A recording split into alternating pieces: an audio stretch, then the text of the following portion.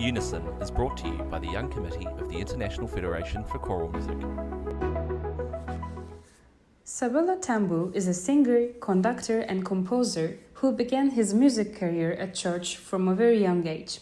His love for choral music led him to develop his skills as a conductor and music director.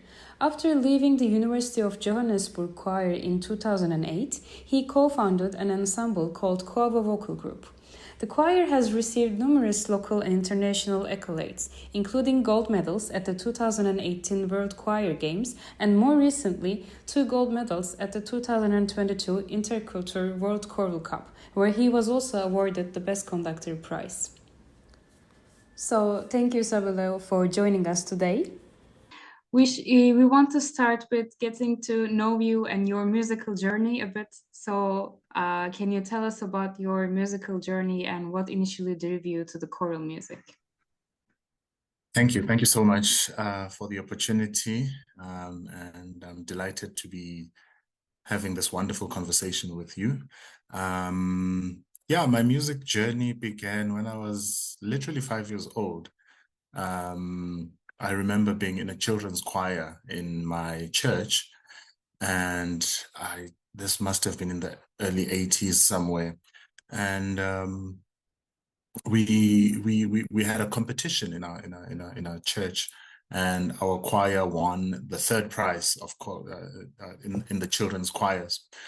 And from that day, it was such an amazing experience to actually be part of a winning team, and I saw from that day the power of working together and the power of making music together. In fact, I think that happened even before I started making music on my own. I enjoyed the voices that were around me. I enjoyed the harmonies that were around me. And I mean, even at age 5, we were already singing, at least 2-part harmony or 3-part harmony. And also being in the church and singing with my sisters, it was something that was truly special for me because it always reminded me that music is actually a very communal commodity, something that we do together, that we enjoy together. And from then, I just became more and more interested. And I think my Sunday school teacher or my children's choir teacher took a liking to me because I was so focused. She decided to make me the assistant conductor, and I was only about 7 years old at that time. All I had to do was just stand in front of the choir and just wave my hands, make sure that I keep the time, which was a lot of fun for me. And I think it was also a way of just wooing the audience over, because audiences love when they see young children or children just doing great things, or being groomed for the future. And from there, I really enjoyed making music or helping people who are in a group format to make music together. And I just became more and more active in my church with the choir. The fortunate part was that we sang all kinds of choral music. We sang Western choral music, we sang African choral music in my church, we sang gospel music, we sang a cappella, like American gospel a cappella. So there was a lot of variety, and I was fortunate enough to be exposed to all of that through the people that I attended church with, through my family, my father and my brother, who was also in a small ensemble in church, and through my sisters as well, singing with them. And also in school, it basically, I was surrounded by music everywhere. And then it just kept going. When I got the opportunity to go to the University of Johannesburg in 2002, I joined the choir there. And I think that's where my eyes began to really open, to become open to the incredible possibilities or the unlimited opportunities that are there in the choral world. And not just opportunities, but the music, the culture that's out there. Because I think when I was growing up, we were mostly exposed to Western choral music of composers who have passed on. So like George Frederick Handel and all of those, Mozart, never had the chance to experience or sing music by living composers. And from that day, I think a whole new world was opened up for me. And I never looked back until when I was sort of knowledgeable enough to start my own choir in 2009, August, which was formed by former University of Johannesburg Choir choristers. And from there we just kept going and we enjoyed singing together, and the rest is history. Wow, thank you very much, Sabelo, for inspiring story, how you started in the choir. And we also want to know what are the choral traditions of your region and what makes choir in your region unique. Like I said, I think South Africa is very fortunate to have such a diverse culture, like such diversity in culture, in races, and just so many traditions, you know. I mean, we have music that comes from back in the days of pre-colonization, which was mostly around, you know, chanting, than singing your typical melodic lines, which was merely chanting and call and response. And that music still exists to this day, and it has influenced a lot of the choral music that you hear from South Africa. And of course, you know, with the advent of colonization and Christianization of South Africa, we got to experience a little bit more of the Western choral tradition, which was composed of hymns and choral pieces, Western classical pieces. When you gel all of that together, it becomes this wonderful sound.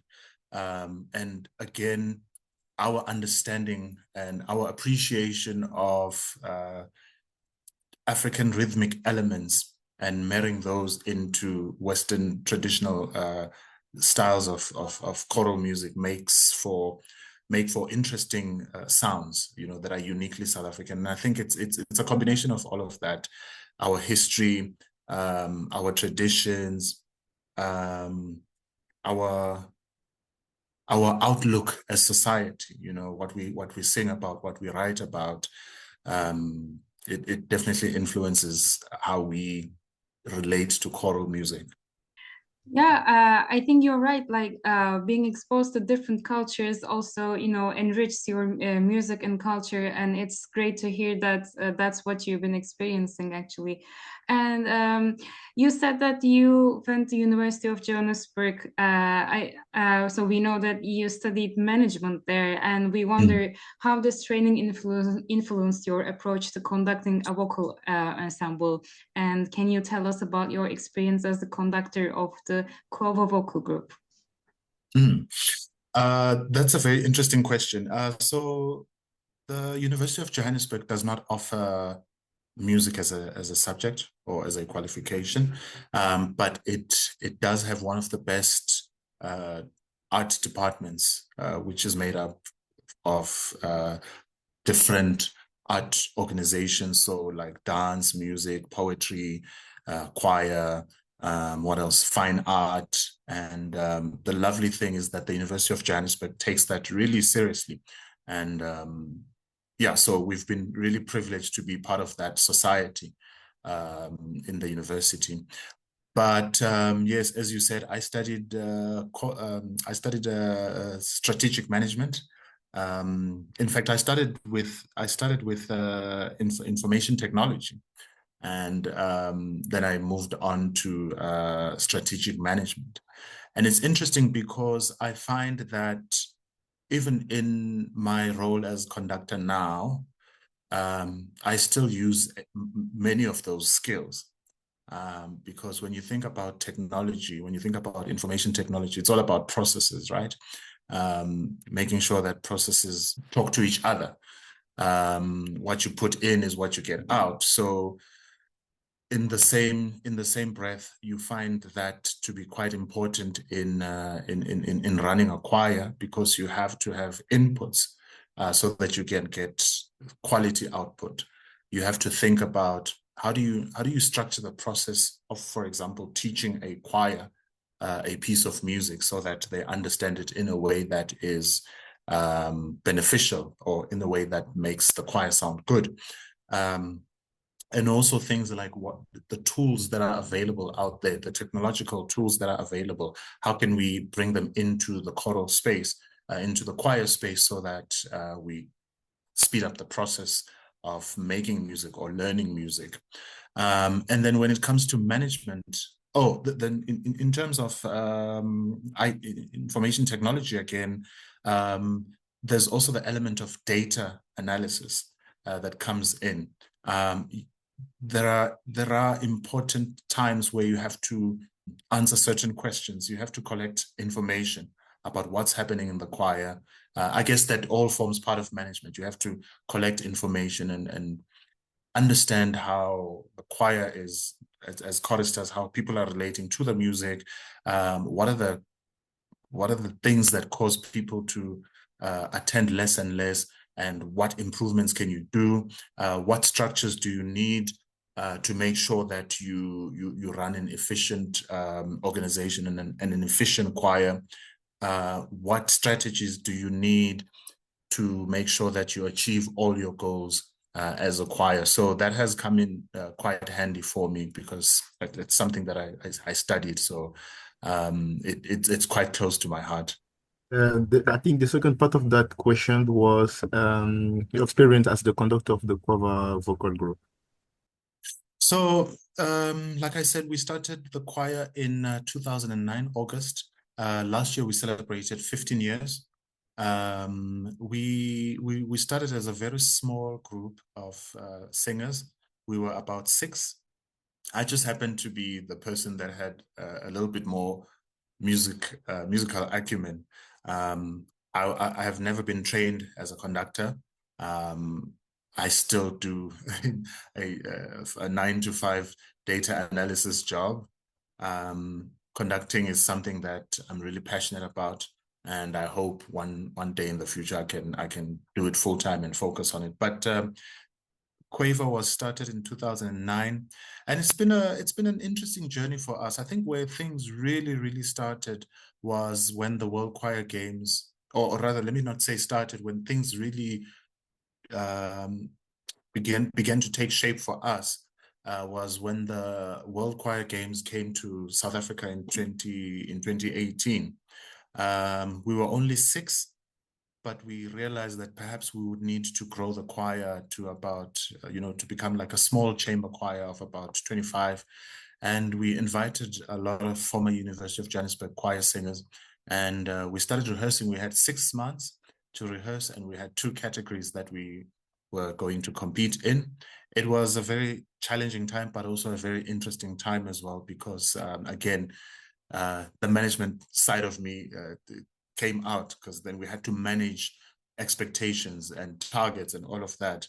And yeah, we did well eventually, and we won 2 gold medals in that competition.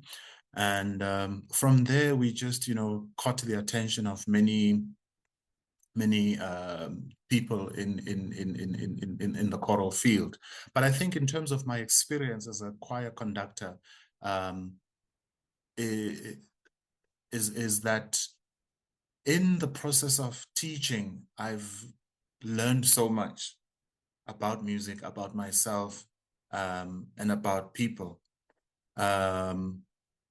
I think I've become more aware of what it is that, we stand for as a choir. I've become more aware of how to teach in a way that is sort of, not to say attractive, but engaging, so that I get, the desired results. So I've grown in that entire process, because the Sabelo that I used to be in 2009 is nowhere near the Sabelo that I am now in 2025. So I think I've grown a lot, from being a conductor and teaching, because it's when we teach that we gain so much. Yeah, you're right. It seems you have lots of roles, like being the conductor, being the teacher, being the manager. And we also know that you're a composer, right? Yes. So we want to ask, like, how do you integrate African musical traditions into your creations? Yeah, yes, I'd like to call myself a composer, even though I don't get enough time these days, unfortunately, to write more of my compositions. I mean, I have some songs that have been waiting for like 6 years. But but when I do get the opportunity, I always think about how can I make this song uniquely South African or uniquely African, and then I tap into the different elements that define African music, and that would be, for example, rhythm.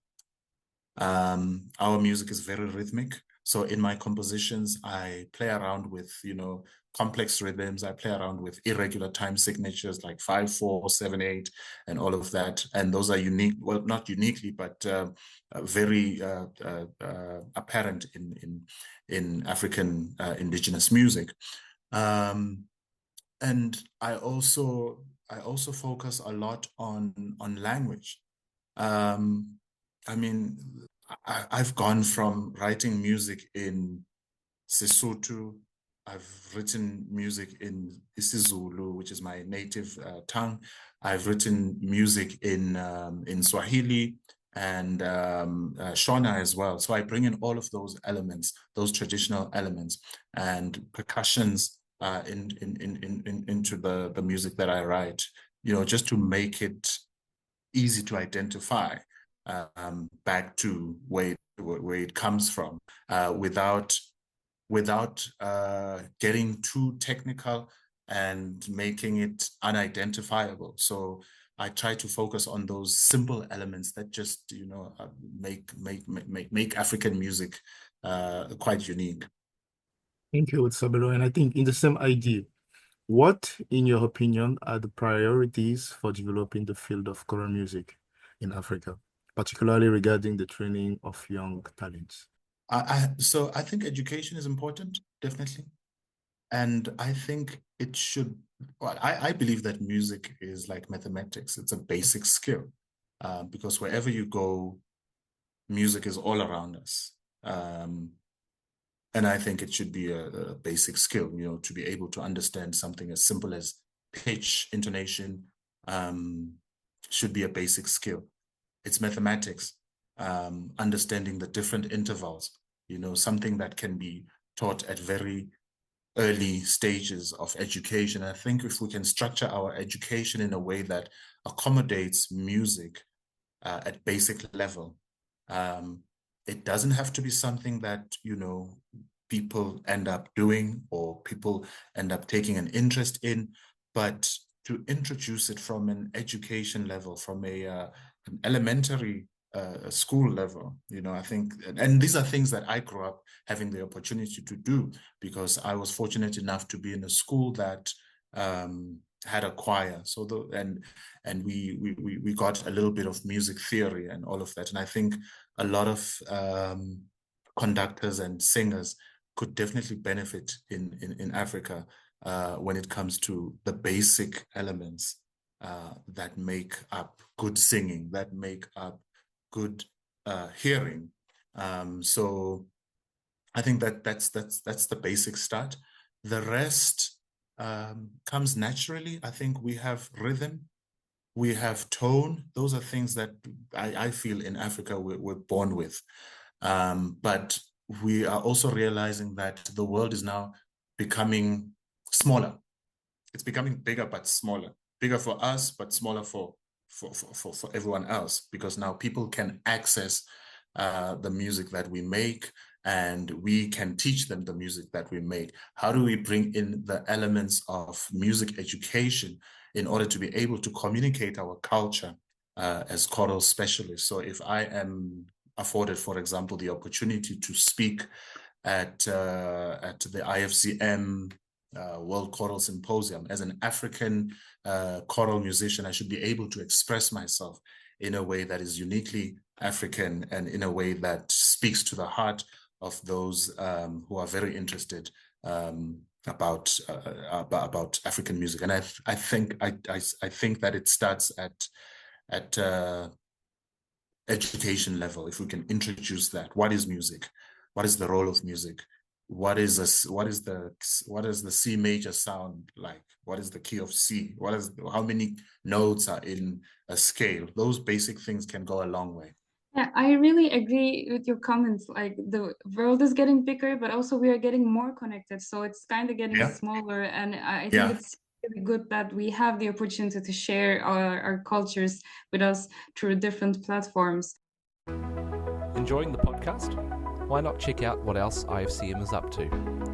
Follow IFCM on Instagram or Facebook, or visit ifcm.net to hear about upcoming events and projects and to find a vast array of choral music resources. And in the next part of our interview, we have questions for you regarding your advice for the young musicians. We wonder, do you have any advice for a developing conductor, composer, or choral leader? I think I will go back to what we were talking about the world being smaller and more accessible. I think that we need to be careful not to conduct from feelings, because sometimes we enjoy the music too much as young people, and then we forget the technical aspect of making music. And I think that's what's important. Yes, I think it's important to enjoy the music, but as a young conductor, spend time learning, observing from those who have gone the road before you.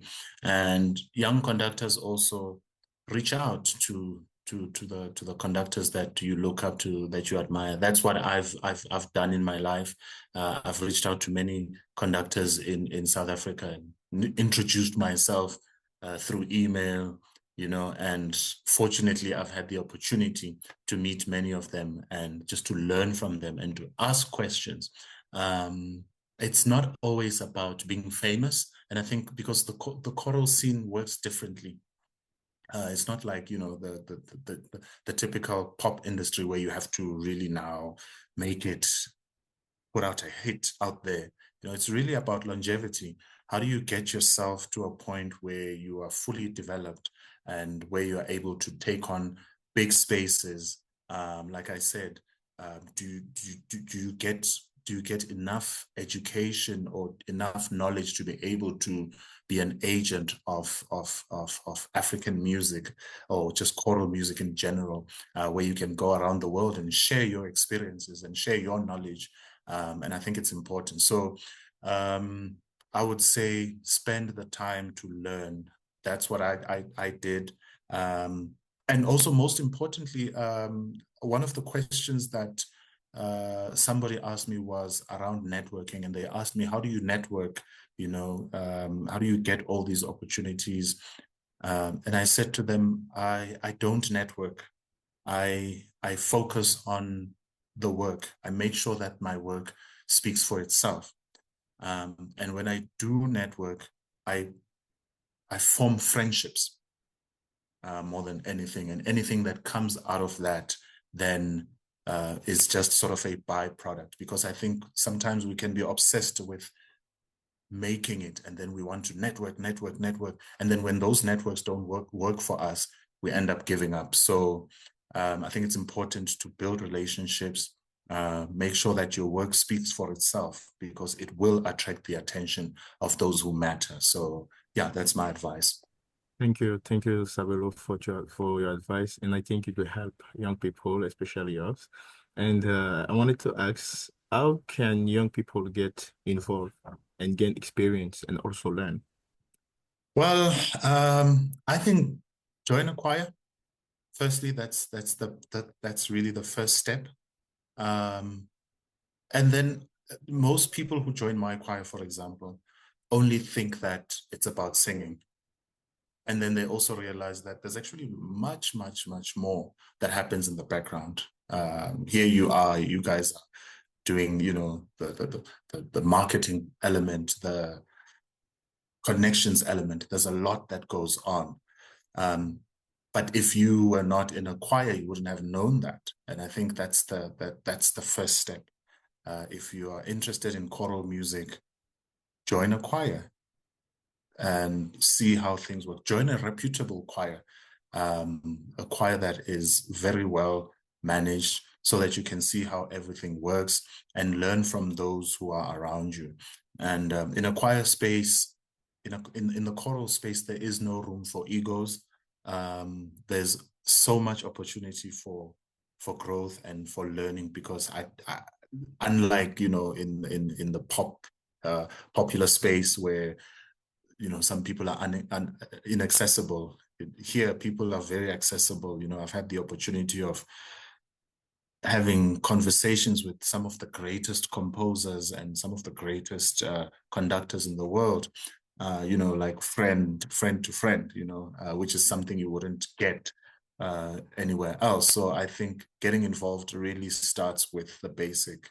Get involved in a choir, commit to the music, because then from there, once you fall in love with the music, once you fall in love with what choral music can do for you, you would want to get involved as much as you can, even if it means just packing the chairs, before rehearsal, because you understand the power of music. So get the music, put it in your heart. It will change how you see choir and how you see this choral space. You will want to get involved for the sake of saving it for the next generation. Yeah, I totally agree. Like what you said really reflects on me, because that's how my journey started. I just joined the choir, and then it growed and growed, and I learned more about the choral world. And the more I learned, I wanted to be included more. So yeah, I think it's important to start absolutely. from the beginning and then get there. Yeah, absolutely.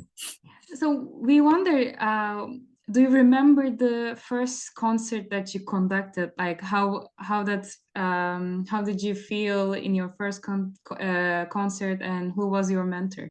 Wow, I remember it very well.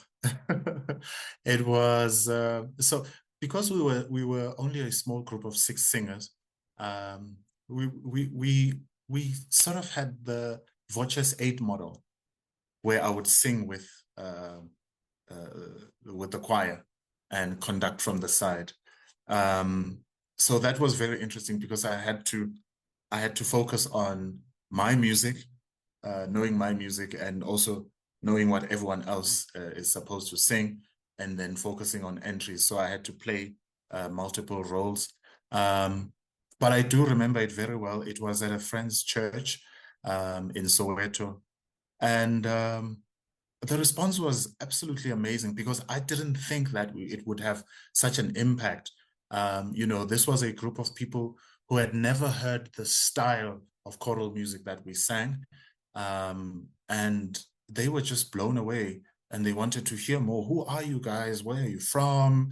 How do you guys do this? And all of that.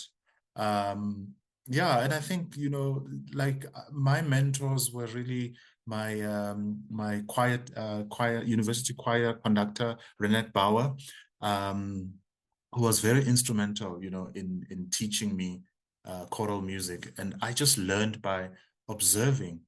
And sometimes I would go to her and ask her questions, how do you do this and that and that? I was that kid who was always interested to know, because like I was just fascinated that she could stand in front of a group of 60 people and get them all to do the same thing at the same time.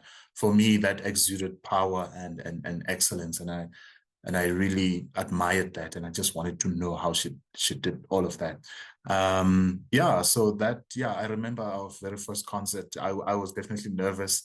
I was, but I was really just there to keep time.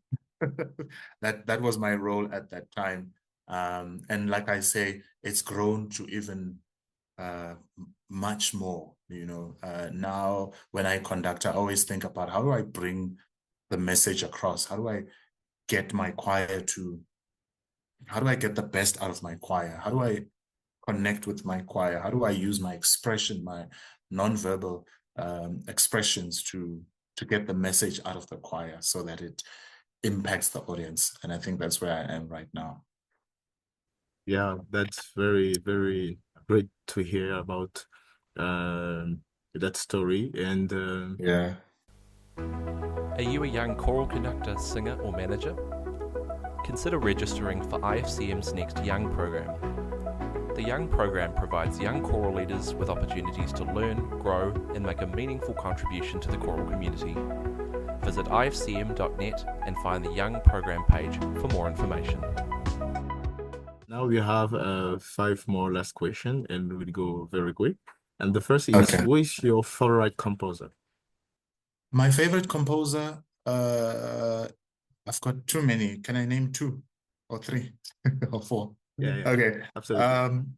I'm a big fan of. I've always been a big fan of Felix Mendelssohn. I've also been a huge fan of Anton Bruckner. He's got beautiful motets that just our choir is performing one of his songs, and Johannes Brahms. I love his symphonies. They're just so powerful, so powerful. Conductor, too many, too many. I have Dr. Michael Barrett from the University of Pretoria, Camerata. I just enjoy, and I've told him this, that I just really enjoy watching you conduct, besides the great sound that your choir produces. I just enjoy watching you conduct and seeing what you get out of your choir. I also enjoy watching Dr. Jason Max Ferdinand as well, one of my favorite conductors. And definitely Renette Bauer, who was my inspiration from the University of Johannesburg. I think she had more heart, in conducting. And then musicians, that's a difficult one. I love jazz music. I love Nat King Cole. I love Michael Bublé. I love Gregory Potter. Yeah, those are my people. Yeah, I think Jill and I will agree all the names you just said, how wonderful they all are. And Yeah. so our next question is, what is your favorite choral piece to conduct? My favorite choral piece. Let My Love Be Heard by Jake Rannestad. I think I've cried a couple of times conducting that piece. It's a beautiful piece. Love conducting it. You're absolutely right, and I agree with you. Yeah. It's a Yeah. very great piece. And It's a stunning piece, yeah. Yeah. Let me ask you, if you could have dinner with any musician, dead or alive, who will it be? Dead or alive, let's go for the alive one. I think it would be Jacob Collier, but I feel like I might get lost in his excitement and intelligence. But I would spend some time with him, but I would make sure that it's not too long. But I think it's just a genius. Just picking his brain is, for me, like, would be interesting. That would be alive. Dead, definitely Felix Mendelssohn again. Especially his work on the Elijah oratorio. I used to listen to it as a kid, and I think it influenced my love for choral music. And to think that he was that work was very advanced for its time, in my opinion. It was really advanced. It was way ahead of its time. Yeah, they both sound as you will have an exciting dinner with them. Yeah. So our next question is, what is your favorite language to sing in? My favorite language to sing in is, I think, German. German. Yeah, I can't say why, but I just enjoy singing in German. And I think also Afrikaans, because it's also a Germanic language. It's also very beautiful to sing in. And which is the best venue to sing in? Oh, that's a very difficult one. Can I choose 2? In South Africa, because I haven't performed too much in other countries. So two venues for me. The first one would be a venue in Pretoria called the Museum Theatre. The acoustics there are just enough. Like, they're not too wet, they're not too dry, they're just enough, like perfect. And it's beautiful when you sing with the choir, and also when you conduct a choir, you can hear all the different voices, and so it makes placement very easy. One of the other good venues is a church in Johannesburg called Holy Trinity. We used to have a lot of concerts there. It's I think it seats about 400. It's a small chapel, 400, and the acoustics there are so beautiful, especially for Western choral music, like sacred music. It's absolutely beautiful. The acoustics they travel so well, and they're so warm, and the stage is just enough for any size choir. So lovely church to perform in. Yeah, sounds lovely. To support the work of IFCM, consider becoming a member or making a donation. Visit ifcm.net. Any support helps IFCM's volunteers connect the choral world. So that was all our questions. Thank you, Sabelo, for joining us today. And I must say, it was very inspiring to hear your musical journey and hear your perspective. It was a fruitful discussion for me that I will take so many stuff for myself. So thank you so much. Thank you so much. Thank you for the time. I really appreciate it. That was Unison, brought to you by the Young Committee of the International Federation for Choral Music. If you have any feedback or ideas for the podcast, you can email us at young@ifcm.net. Thank you to our guest for their time, and thank you to you for listening.